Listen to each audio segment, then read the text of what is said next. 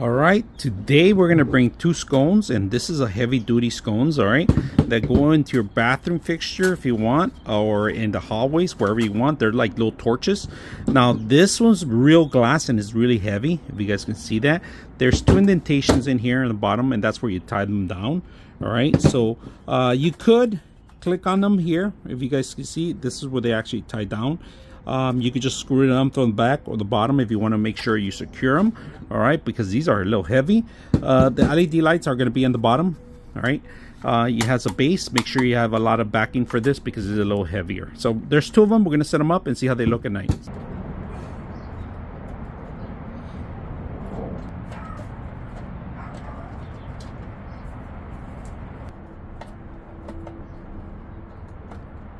Let's take a look at a couple of scones. All right, look how beautiful they look when they're bright. You can see the bubbles in there, indentation.